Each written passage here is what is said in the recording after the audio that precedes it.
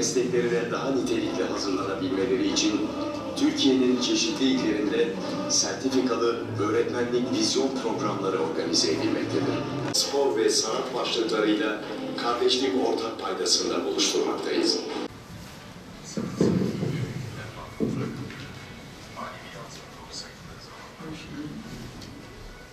...2014 yılında bize yetki verilerek şube mahalle başında özel idare binasında şubemizi açtık.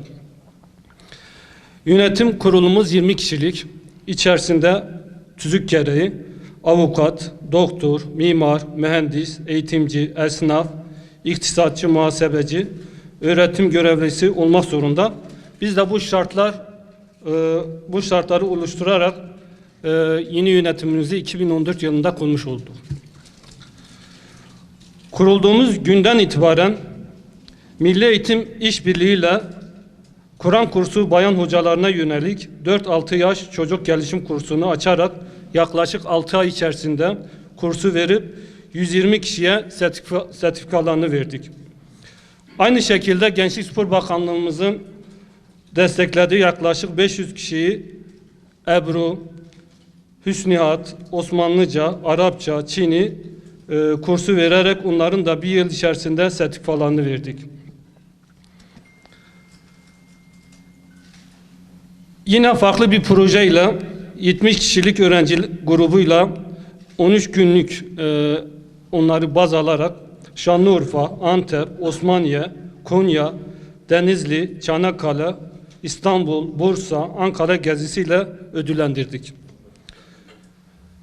2 sefer Kudüs programı düzenledik. Çünkü içimizdeki yara Kudüs.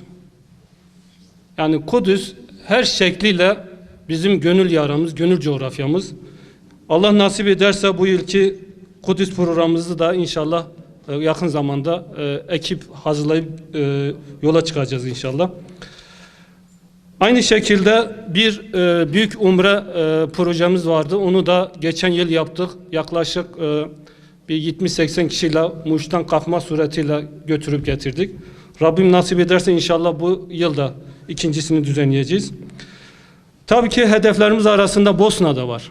Gönül coğrafyamız, yani kanaan yaramızdan olan bir Balkan coğrafyası Bosna. Onu da inşallah sonbaharın düzenleyeceğiz.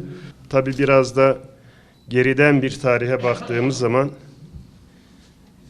Allah denilmesi yasak olan, ibadetin yasak olduğu, Kur'an'ın yasaklandığı, milli ve manevi değerlerin terk edildiği bir dönemde bir grup imanlı ortaya çıkıyor ve geleceğimize yönelik milli ve manevi şahsiyetler yetiştirmek üzere bir vakıf kuruluyor.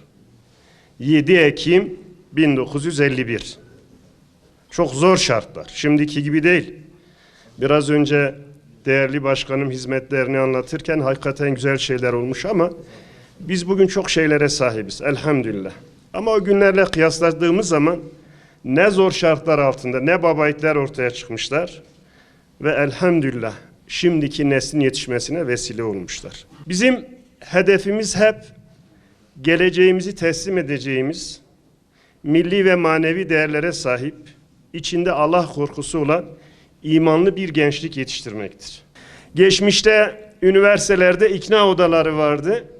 Bugün üniversitelerimizde elhamdülillah ilim yayma cemiyeti var. Allah'a hamd ediyoruz.